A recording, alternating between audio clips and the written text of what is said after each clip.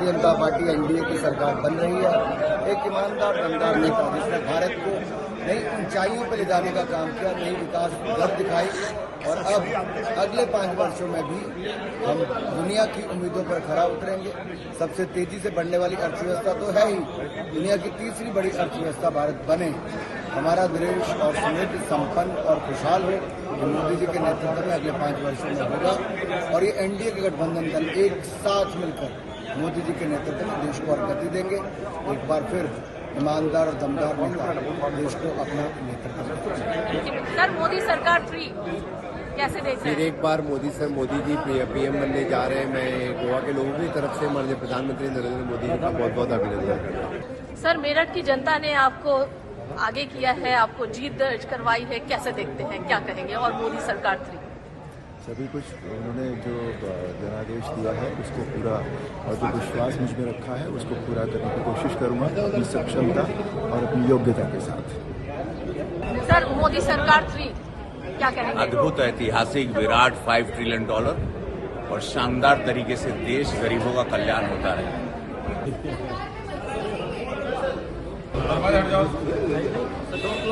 हाँ, नीतीश जी क्या डिमांड रखी है आपने? तो नरेंद्र मोदी पुनः तीसरी बार प्रधानमंत्री के तौर पर शपथ लेने वाले हैं। कुछ ही देर में उन्हें नेता चुन लिया जाएगा। राजनाथ सिंह को आप देख रहे हैं, वहां पर सम्मानित किया जा रहा है। जो मंच पर नेता मौजूद हैं उसमें जेपी नड्डा बीजेपी अध्यक्ष, एक एक करके सबको सम्मानित किया जा रहा है। लेकिन एक बड़ा रिकॉर्ड और गैर कांग्रेसी प्रधानमंत्री के तौर पर अगर तीसरी बार नरेंद्र मोदी शपथ ले रहे हैं तो ये भी भारत की राजनीति में एक नया अध्याय, एक ऐसा शख्स जिसने 3 बार गुजरात के मुख्यमंत्री के तौर पर काम किया और 3 बार ही जनता उनको केंद्र में भी मौका देती है, तो ये एक ऐतिहासिक पृष्ठभूमि है जिसके बैकग्राउंड में आज हम ये होते हुए अमित शाह का वहां सम्मान किया जा रहा है। एक एक करके बीजेपी के नेता आ रहे हैं, सबको सम्मानित किया जा रहा है। अजीत पवार भी आपको वहां पर बैठे हुए दिखाई दे रहे हैं। महाराष्ट्र का भी रिजल्ट बहुत दिलचस्प है, हालांकि बीते दिन से ही खबर आ रही है हिमांशु, बहुत सारे चैलेंजेस की खबर आ रही है कि 15 विधायक जो है अजीत पवार गुट के वो शरद पवार गुट के संपर्क में है। लेकिन इन सब के बीच आज का ये दिन बहुत बड़ा, इतिहास रचने के कगार पर बतौर प्रधानमंत्री नरेंद्र मोदी तीसरी बार गैर कांग्रेसी पीएम बनते हुए दिखाई दे रहे हैं। चंद्रबाबू नायडू, नीतीश कुमार, दोनों का जो योगदान है वो उतना ही बड़ा इसमें शामिल होगा। और एनडीए का एक चेहरा, एक गठबंधन के तौर पर बीजेपी पर सबसे बड़ा आरोप यही लगता था कि आपके सारे साथी छोड़ते जा रहे हैं, लेकिन उसमें अगर ये दोनों साथ रहते हैं, टिकते हैं इस तरह से आज के दिन, तो ये एनडीए मिलीजुली सरकार का भी एक अलग चेहरा दिखता है। हिमांशु, देखिए, बिल्कुल एक अलग चेहरा दिखता है, मिलीजुली सरकार है। इससे पहले भी 10 साल जो है प्रधानमंत्री नरेंद्र मोदी के नेतृत्व में एनडीए की सरकार थी, लेकिन उसमें भारतीय जनता पार्टी के पास पूर्ण बहुमत था। 2014 में 282 और 2019 में 303 सीटें जो है भारतीय जनता पार्टी ने जीती थी। तब एनडीए उस तरीके से जो है एनडीए के घटक दल प्रेशर नहीं बना पाते थे। इस बार अगर आप देखेंगे तो प्रेशर टैक्टिक्स जो है वो शुरू हो गई है, चाहे वो चंद्रबाबू नायडू की तरफ से हो या जेडीयू की तरफ से हो। तमाम मंत्रालयों की जो मांग है वो जारी है। केसी त्यागी ये कहते हैं कि स्पेशल स्टेटस जो है वो बिहार को मिलना चाहिए, कि बिहार के लोग जो है बाहर ना जाएं, क्योंकि झारखंड और बिहार के अलग होने के बाद बिहार में जो आर्थिक क्षेत्र के लिए विकास कार्य हो सकते थे वो नहीं है, और सारा औद्योगिक कह सकते हैं माइनिंग एरिया जो है वो झारखंड में चला गया। दूसरी तरफ आंध्र प्रदेश का भी यही मानना है कि 2014 के अंदर जो है जब आंध्र प्रदेश का बंटवारा हुआ तो जितना आर्थिक क्षेत्र का डेवलपमेंट का एरिया था वो तेलंगाना में गया, आंध्र प्रदेश के पास नहीं है। उनको एक स्पेशल स्टेटस दिया जाए विशेष परिस्थितियों में, अब उसको लेकर जो है दबाव बनाया जा रहा है। 2018 के अंदर जो है वो टीडीपी इसी बात को लेकर एनडीए से अलग हुआ था कि उनको जो है विशेष राज्य का दर्जा दिया जाए, लेकिन वो नहीं हो पाया और सरकार की तरफ से ये कहा गया था कि विशेष राज्य के दर्जे में जो आर्थिक पैकेज या आर्थिक सहायता दी जाती है उससे बड़ा आर्थिक पैकेज जो है वो आंध्र प्रदेश के लिए दिया गया है। लेकिन राजनीतिक कारणों से जो है वो टीडीपी ने छोड़ा है। उनके भ्रष्टाचार के कुछ खुलासे भी जो है वो किए गए थे, लेकिन समय का चक्र देखिए कि टीडीपी एक बार फिर से जो है भारतीय जनता पार्टी के साथ है, जेडीयू साथ छोड़ के गया, वो फिर साथ आ गया। और अगर ये दो प्रदेशों में एनडीए के घटक दल पुराने साथ नहीं आए होते तो शायद भारतीय जनता पार्टी को सम्मानित किया जा रहा है। 240 की जीतन राम मांझी को सम्मानित किया जा रहा है, माना जा रहा है कि हो सकता है इनकी भी लॉटरी लग जाए। कैबिनेट वाला। नहीं, इनकी लॉटरी लगेगी। इन्होंने ये कहा है अंजना कि जब बिहार में कैबिनेट फॉर्मेशन हो रहा था तो उनको कहा गया था कि आप अभी एक कैबिनेट बर्थ जो है वो बिहार में ले लीजिए, चुनाव में आप लड़िएगा और चुनाव जीतने के बाद आपको कैबिनेट मंत्री बनाया जाएगा। जयंत चौधरी को जब एनडीए में लाया गया था तो उनको भी यही कहा गया था कि आप एनडीए के साथ आइए, आपको मंत्री बनाया जाएगा, केंद्र के अंदर कैबिनेट पद दिया जाएगा। अब रामदास ठाकरे भी ये कहते हैं कि वो 10 साल से चिराग पासवान को सम्मानित किया जा रहा है। 41 वर्षीय चिराग पासवान इतनी कम उम्र में इतने अच्छे मौसम वैज्ञानिक साबित हुए हैं, वो टिके रहे नरेंद्र मोदी के साथ। अब कई बार तो ऐसा लगता है कि अपने पिता को भी शायद वो आने वाले वक्त में पॉलिटिकल स्ट्रैटेजी में मात देंगे। नहीं, बावजूद इसके कि उनका इतना अपमान हुआ साहब, उनके चाचा को मंत्री बनाया गया, वो टिके रहे क्योंकि वो जानते थे कि एनडीए के साथ रहना उनके लिए फायदेमंद है।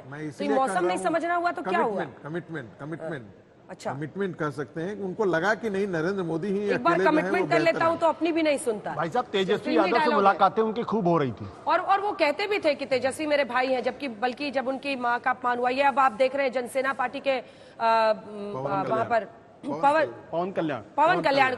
पवन कल्याण देखिए, इनकी भूमिका बहुत बड़ी है चंद्रबाबू नायडू को साथ लाने में। चंद्रबाबू नायडू जेल में थे, उनकी ऐसी स्थिति थी लगभग वाईएसआरसीपी की वहां सरकार बनने के बाद, उनकी तबियत बड़ी खराब थी, जेल में बहुत ज्यादा संघर्ष था उनके लिए। पवन कल्याण उनके साथ टिके रहे, जेल में जाके मिले, अपने लोगों के साथ मिले, उनमें जोश भरते रहे। उसके बाद से उनको ये स्ट्रैटेजी बताई कि आइए हम लोग एनडीए में मिलते हैं बीजेपी के साथ। 2018 में अलग हुए थे चंद्रबाबू नायडू, 19 में वो वहां पे विधानसभा के चुनाव हारे थे और उसके बाद से जो उनका डाउनफॉल शुरू हुआ था। लेकिन पवन कल्याण की बड़ी भूमिका थी अगर चंद्रबाबू नायडू को आप देखें वापस लाने में, एनडीए में साथ मिलकर चुनाव लड़ने में, और वो एक अहम कड़ी माने जा रहे हैं। आज अगर उनको वहां पर आप बैठे हुए देख रहे हैं तो वो एक अहम कड़ी माने जा रहे हैं। उनको भी वहां पर मंच पर जगह दी गई है सामने वाले पूरी कतार में, जहां पर बड़े चेहरे हैं गठबंधन के जो एनडीए की सरकार के पालनहार रहेंगे अगले 5 साल तक, वहां पर पवन कल्याण को भी आप देख रहे हैं। तो कुल मिलाकर ये जो पूरी तस्वीर आज देश के संसद की आप देख रहे हैं, पुरानी संसद में ये कार्यक्रम हो रहा है। कुछ ही देर में प्रधानमंत्री नरेंद्र मोदी वहां पर पहुंचने वाले हैं और नरेंद्र मोदी को आज संसदीय दल का नेता चुन लिया जाएगा। मुझे लगता है कुछ नारे वहां पर लगाए जा रहे हैं, हम लोग अप साउंड करके सुना सकते हैं अगर आवाज आ रही है। कुछ ही क्षणों में कार्यक्रम हमारा प्रारंभ होगा औपचारिक, और हमने अपने सभी नेताओं का स्वागत किया है। बहुत बहुत धन्यवाद। का स्वागत करने के बाद निर्मला सीतारमण आपको दिख रही हैं, वहां पर जाकर वो जेपी नड्डा से बातचीत कर रही हैं। लेकिन कई सारे ऐसे मंत्रालय होंगे जिस पर एक सवालों के घेरे में, क्योंकि जो गठबंधन के साथी जुड़ रहे हैं वो कभी कभी भारी भरकम मंत्रालय की बात करते हैं जब ऐसा हो कि बीजेपी अपने दम पर बहुमत की सीट नहीं ला पाई है। 240 सीट है। एस जयशंकर को आप देख रहे हैं, निर्मला सीतारमण को देख रहे हैं, तमाम नितिन गडकरी सब आगे की लाइन में बैठे हुए हैं। ये भारी भरकम जो मंत्रालय है मौजूदा सरकार में वो इनकी झोली में है। लेकिन इसी के साथ देखिए 99 की बात हो रही थी जब 21 सीटें थी जेडीयू की, और उस वक्त रक्षा मंत्रालय से लेकर सड़क परिवहन मंत्रालय, नागरिक उड्डयन मंत्रालय, ये सब उनकी झोली में गए थे। हेवी वेट्स जो अटल बिहारी वाजपेयी की सरकार में थे। हालांकि बाद में ये शपथ के वक्त था, बाद में उनके मंत्रालय में फेरबदल भी हुआ था।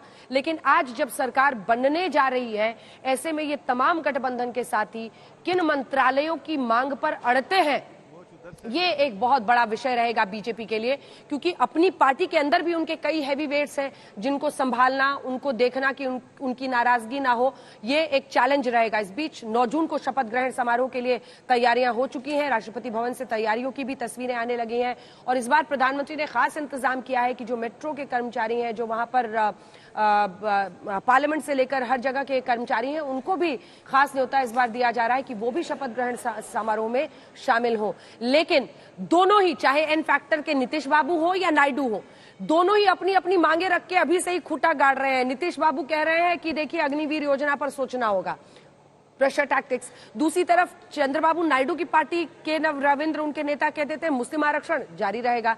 और ये दोनों ही ऐसे मुद्दे हैं, अग्निवीर तो बीजेपी लेके आई थी और इधर मुस्लिम आरक्षण के खिलाफ चुनावों में बीजेपी उतरी थी। तो ये दोनों ऐसे बोन ऑफ कंटेंशन जिसे कहा जा सकता है, ऐसे मुद्दे जो गले की फांस बन सकते हैं, उस पर दोनों ने ही प्रेशर बनाना शुरू कर दिया है। तो कितने कैबिनेट पद की वो मांग करेंगे? 2014 में जब मोदी सरकार बनी थी 24 कैबिनेट पद, जिसमें से 20 बीजेपी के हिस्से में, पूर्ण बहुमत था उनके पास। 4 अन्य को गए थे जिसमें शिरोमणि अकाली दल, रामविलास पासवान जी साथ थे, तो जो अब नहीं रहे वो उसमें मंत्री थे। 4 कैबिनेट मंत्री पद दिए गए थे अन्य पार्टियों को, एक एक सबको। वहीं आप अगर आ जाइए 2019 में तो 25 मंत्री बने, तब 22 बीजेपी के और सिर्फ 3 गए थे अन्य सहयोगी दलों से। लेकिन इस बार की स्थिति कुछ और है। इस बार ज्यादा मंत्री पद, मतलब आप समझ सकते हैं कि जो रेशियो है वो पूरी तरह से पलटेगा अगर आपको सहयोगी दलों को खुश रखना होगा। हमारे साथ 3 मेहमान हैं, 2-2 लाइन का कमेंट जल्दी से। आशुतोष जी, आपके साथ शुरू करते हुए, देखिए विपक्ष, एक ऐसा नतीजा इस बार आया जब विपक्ष ज्यादा खुश था, लेकिन कांग्रेस पार्टी, सच्चाई ये है कि नर्वस 90s की शिकार हो गई, 99 पर अटक गए। लेकिन अखिलेश यादव की परफॉर्मेंस जबरदस्त रही, उन्होंने अपना बेस्ट परफॉर्मेंस किया और मुझे लगता है प्रधानमंत्री नरेंद्र मोदी पहुंच गए हैं वहां पर। नरेंद्र मोदी के नजरिए से अगर ये देखें तो बहुत बड़ा दिन है। न सिर्फ एक रिकॉर्ड वो बना रहे हैं गैर कांग्रेसी प्रधानमंत्री के तौर पर तीसरी बार, बल्कि अभी नड्डा साहब जा रहे हैं मुझे लगता है स्वागत करने के लिए उनका। लेकिन इसी के साथ साथ अगर आप नरेंद्र मोदी की पूरे राजनीतिक सफर को देखें तो एक ऐसा व्यक्ति जो संघ के कार्यकर्ता के तौर पर पोस्टर चिपकाता था, वहां से लेकर तीसरी बार भारत का प्रधानमंत्री बनना, एक ऐसा अध्याय है भारत की राजनीति में जिसको पर कोई कितना भी सवाल खड़े करे, कीचड़ उछाले, लेकिन उनका जो राजनीतिक करियर है उसको दोहराने के लिए आने वाले वक्त में बहुत बड़ा चैलेंज रहेगा।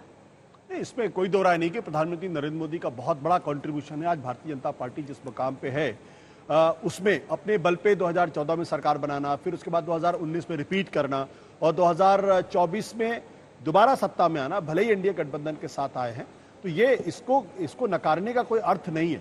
लेकिन एक चीज जो सारे इस मसले में महत्वपूर्ण ये है कि विपक्ष आज की तारीख में मजबूत स्थिति में होगा और जो नरेंद्र मोदी की जो सरकार होगी वो कोalition गवर्नमेंट होगी, तो जो सत्ता का संतुलन थोड़ा सा बीजेपी की तरफ झुका हुआ था, अब वो कम से कम केंद्र की तरफ आता हुआ दिखाई पड़ रहा।